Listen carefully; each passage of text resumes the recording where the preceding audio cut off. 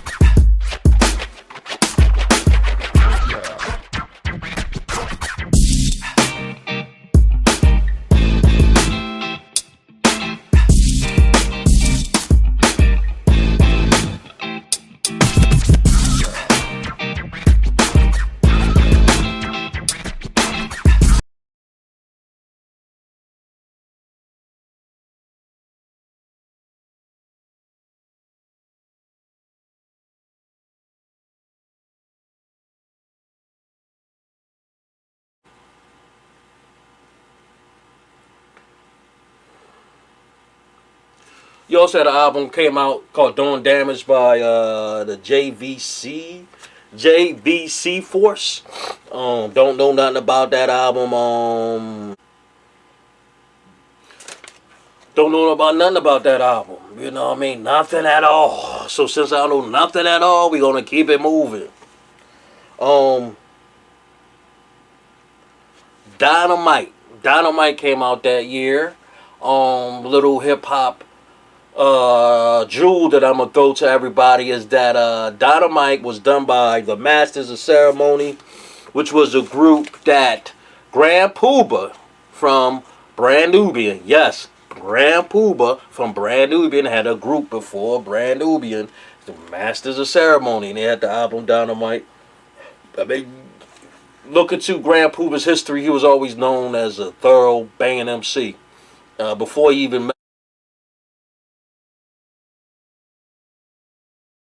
Puba's history, he was always known as a thorough banging MC.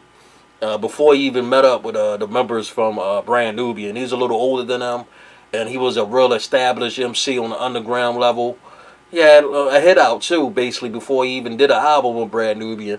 But that album, the Masters of Ceremony album, Dynamite, came out in 1988. Never had the album. Um, I think I heard one song from it. Don't know nothing about the album. Just years later, I found out about it. But like I said, Grand Puba was one of the members that started Masters of Ceremony with that album.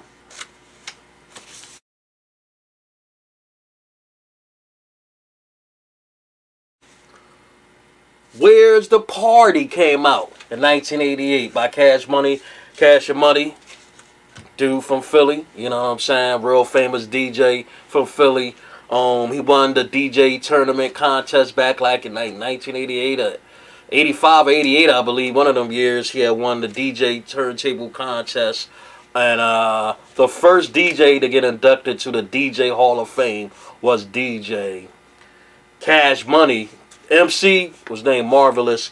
And that album came out, man. The single off that album was Fine and Ugly Woman.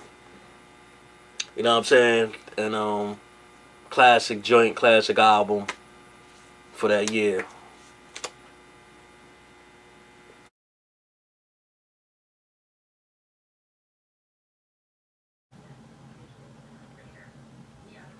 Super Lover C and Casanova Ride.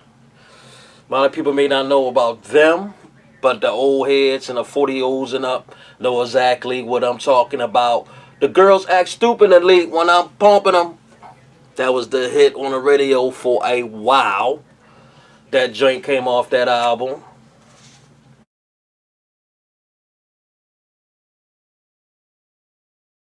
That came out by fucking Sir Mix-a-Lot. Sir Mix-a-Lot with that Miami bass sound. Classic hip hop album for that. I used to like listening to La Crew specifically for that Miami bass sound. If it ain't had that, I probably wouldn't have enjoyed it as much as I would have with them dirty, nasty rhymes that they used to say, X-rated joints that went along with it. But my posse's on Broadway. My posse's on Broadway. That was the classic joint that was on that album. Classic hip hop joint. Swaz by Sir Mix-a-Lot.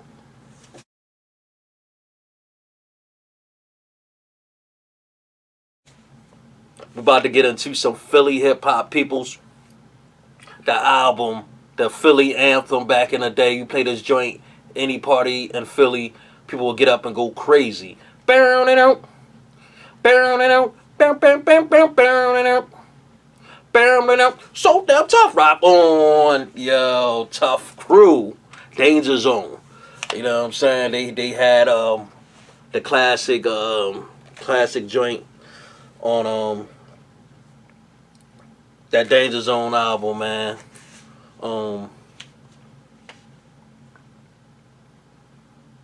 Real classic hip hop, like I said, in Philly for that classic real shit, man. The fucking So Damn Tough joint that was on that album. Classic, classic, classic for sure.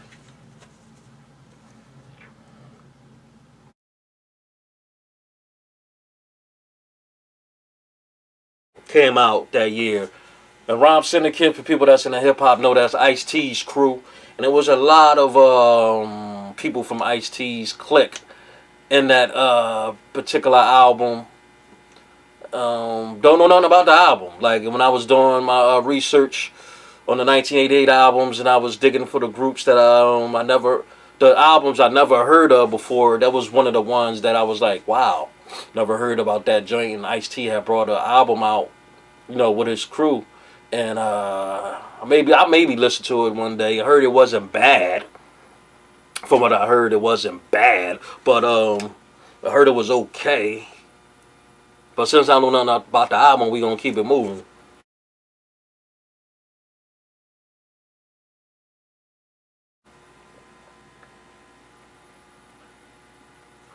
Making Trouble by my dudes, Ghetto Boys. That was the album. You know what I'm saying? It was a lot of members. I think it was like 5 dudes at first, or something like that, 4 or 5. Then, when they came on the album, they just it down to like the 3 members that we know. They kept breaking up, getting back together, and all that. Scarface, man. One of the talking about the gangster rap shit, man. Took it to the next level. That's all I'm gonna say. Um, Willie D and Bushwick Bill, man. Rest in peace to Bushwick Bill. They was doing their thing for years, a lot of albums, but this was their first album, Making Trouble. Never got the album, never became a Ghetto Boys fan until like years later, man. So, to be honest, I never had none of the albums, you know what I mean? And I gotta go back and do my homework and research and listen to that first album.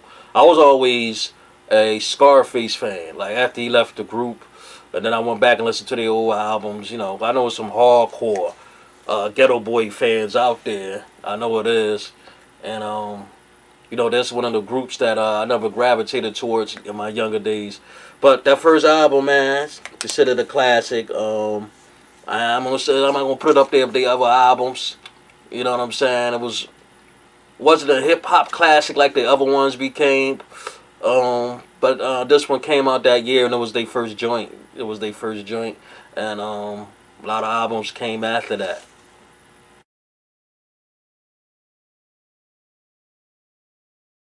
Lil Trum was these two female duo female rappers who came out Miami, man. They was like the Cardi B and Lady Stallions from back in the day on a raunchy joint. With the little short skirts and shit like that. They had the song come out, we like the cars that go, boom. All I'm gonna say is, just from that type of song and the way that song goes, and the way the melody goes in that, you won't even catch me listening to anything like that. It's a real rap. It just wasn't, my thing, my taste. But they had that album, Grab It, and it came out that year. And that's all I gotta say about that.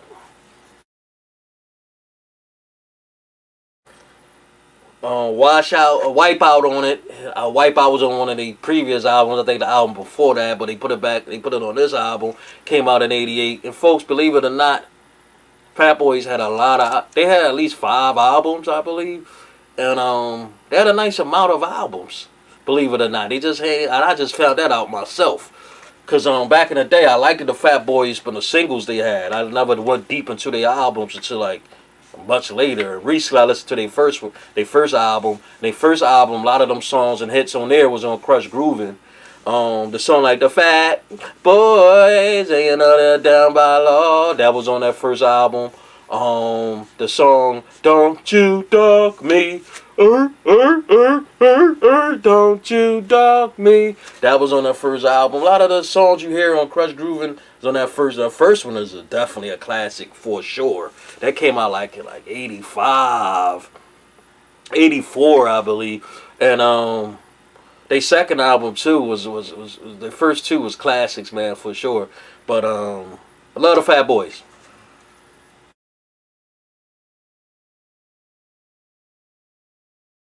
Grandmaster Fast and the Furious 5 came out that year, and I was a fan of Grandmaster Fast and the Furious 5, but they was way before my time, so I just remember a lot of these singles that they had and that they brought out with Grandmaster Flash. I got one of the albums. I can't remember which one it was. I got to go back in my albums and check which album that I have by them. It might be that one that we talking about on the strength. No, don't know too much about the album, but I know that it came out that particular year. That was like on my uncle. That was like from he that was, Grandmaster Flash and Furious 5 like his era. My oldest brother, like when I started getting deep into hip hop. I was introduced by Kane and Cool G Rap and Rakim and stuff like that. That and MCs like that. That's the era that I was slowly getting into, and I was spoon fed, and I became fans of that particular era. So don't know too much about that album, so we gonna keep it moving.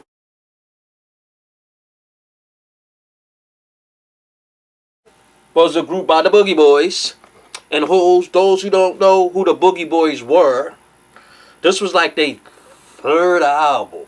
But before that, they had a real big hit, man. They had 2 major albums that was successful, but the first hit that they had back in the day was they played on the radio for the longest, and they still play it once in a while. Was "Fly Girl." I want to fly, girl. I want to fly, girl. I want to fly, girl. Fly Girl. And that Fly Girl was introduced to hip hop, man. Became one of the hip hop adjectives and one of the hip hop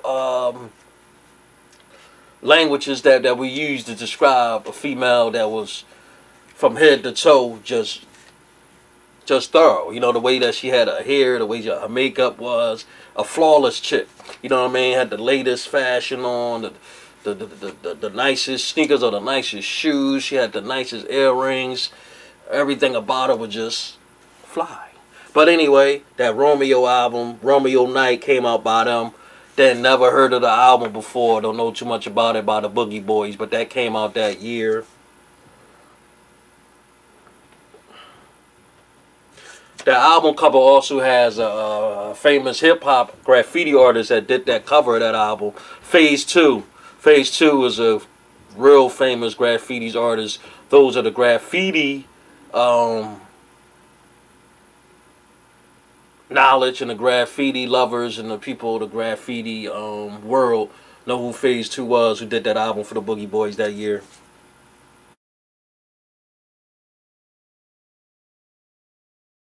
I actually went and got the album. Sweet T, she underrated. A lot of people don't mention her when it comes to like top female MCs of all time. People always mention like Shy Rock, MC Light, Queen Latifah, and everything like that. But you gotta mention Sweet T. That album, super classic. It had the hit. It's like that y'all, that y'all, that y'all, that y'all. Yeah, yeah, yeah, yeah. I went to see her, man. Super banging concert, free concert down like in South Philly years ago. She was there with like, especially with Ed, and that was a real banging concert too, man. I was on my feet for like 6, 8 hours that particular day just to record it, and I got my girl Sweet T on camera. She had the Feli's outfit on, man, with the Feli. I don't know, was it a Feli sweatsuit? It was just like Feli pants with the shirt. Still looked the same, man, like she never aged. But that album, Tea Time, man, it had the joint what's the other joint on there that I loved on that joint? I got the feeling. I got the feeling. You know, of course, sample from James Brown. A lot of people sample James. I think James got sampled from every artist, hip hop artist you can name, and every song James Brown produced it and sung was sampled by some hip hop artist. But like I said, getting back to the Sweet T album, a must have for true hip hop fans, for sure.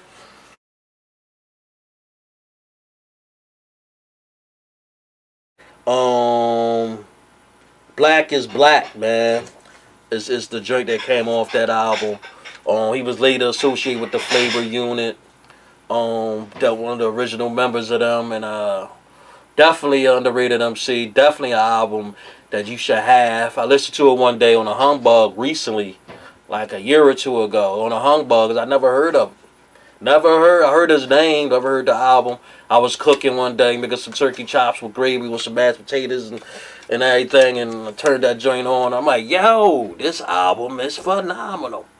He was before his time. Definitely before his time. Um,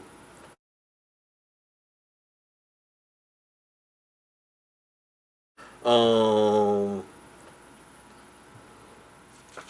Let's the Hustlers Play by Steady B. Steady B was that dude, man. Straight from Philly, Steady B. Production on his album by done by your dude KRS One, my dude KRS One. Helped produce this album, the song "Serious." That was my shit. Steady B is definitely serious. The video definitely serious.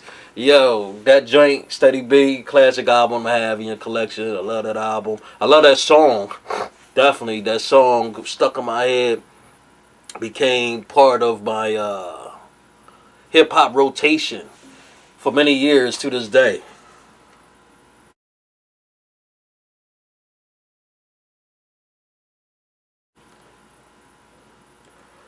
Coolin' and Collie.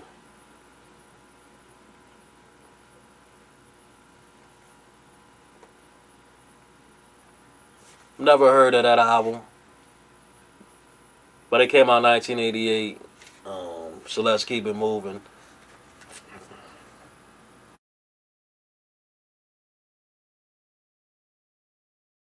Skinny, they can't get enough by the Skinny Boys. The Skinny Boys predated the Fat Boys, but they was inspired by the Fat Boys. They were just the opposite version. Fat Boys was fat, and they was skinny. The Herman Jock Box was inspired by the Herman Beatbox.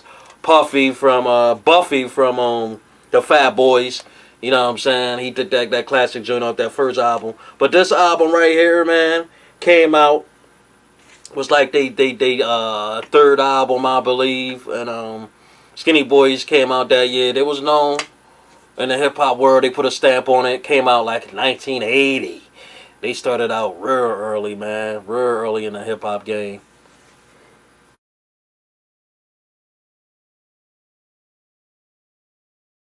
Bullet from a Gun by Derek B. Never heard of the bull. I did my little research and Google joint for this particular joint to try to squeeze in all the albums that came out this year.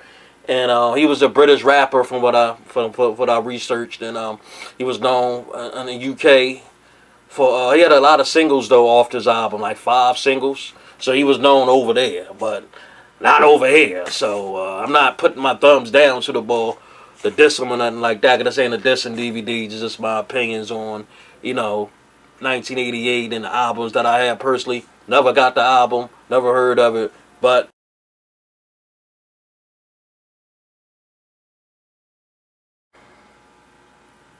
Toughest Man Alive by the Feli Crew.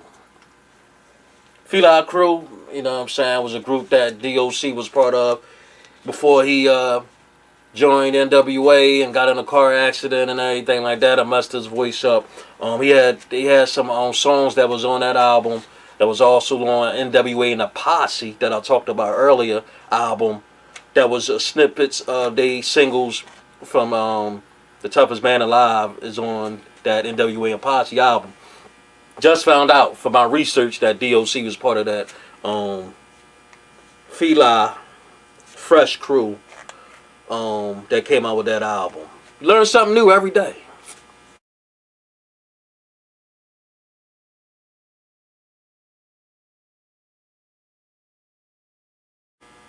Supersonic came out by JJ Fad with the hip hop female group that was singing all fast and shit, and they had the single Supersonic. Supersonic. Sound like some motherfucking shit. I ain't gonna say shit. Excuse my language, but it just sounded like some and it was like an animated cartoonish type of hip hop to me. It was for that time when it came out.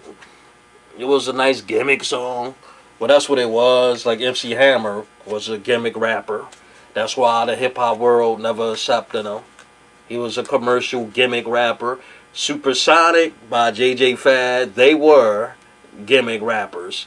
You know, they do the little hip hop joints here and there. They sing the song, you know, Supersonic song when they rhyming fast. And you don't know what the fuck they saying and everything like that. You know what I'm saying? But like I said, it was the shit during that particular time it came out. You know what I'm saying? But yeah, that album came out in 1988.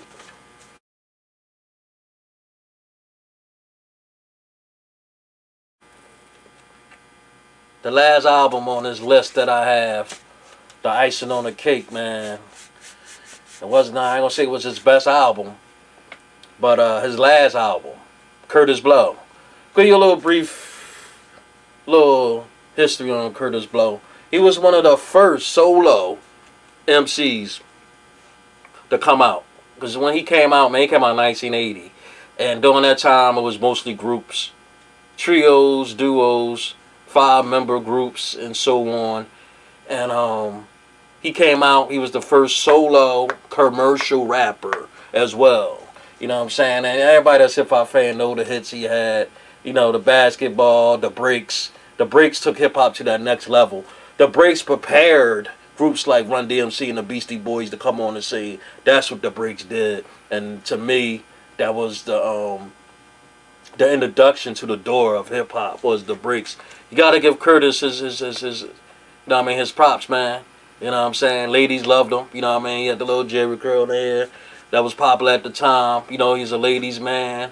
You know, he was definitely like a laid back undercover Mac. And that album came out that year. It was called Back by Popular Demand. It was criticized deeply. They were trying to say he was just kind of just boasting about still being the greatest of all time and still bragging about, you know, his past and everything like that. But that was the 7th album, I believe, by Kurtis Blow. I just found recently, Just found that out recently. I didn't know he had that many albums. To be honest, I thought he only had like one album, maybe two at the most. But I'm looking at, doing my research. This dude had an album since 1980, folks. Kurtis Blow was doing his thing since 1980. Consistently, 1980, 1981, 82, 83, 84, 85, 86. Didn't do nothing in 87, but came out with a last in 88. Now, how many of our MCs that we know, even our favorites, did something like that consistently on a yearly basis, man? Almost in a decade, span like that. That's phenomenal by my dude Kurtis Blow. When I found that out, I was like, wow. My dude Kurtis Blow, man. And there you have it, folks. The albums that came out in 1988. If I forgot any albums that you know that came out in 1988, please send me a message and let me know. You know what I'm saying? And so we can definitely politic and share with the world if I forgot any albums that came out that year. Leave a comment, folks. Let me know which was your favorite album in 1988. Subscribe to this channel more than anything else. Real important. Definitely need you to do that. Subscribe. And hope you enjoyed this joint, man. 1988, the greatest year in hip hop. Like I said, 90. I ain't gonna say 90. 75% of these albums that came out that year, folks, was hip-hop classics. And I'm real proud to be an owner of them albums. The ones I mentioned in the part 2. I mean, the ones I mentioned in part 1 of this video, a lot of the beginning joints I talked about, Ultramagnetic, the Long Live the Kane, the MC Light as a Rock, MWA, Straight Outta Compton, Eazy-E, Tougher Than Lover, P.E., A Nation of Millions to hold us back, folks. And I'm going to sum it up with that. 50 years of hip-hop. It takes a nation of millions to hold us back.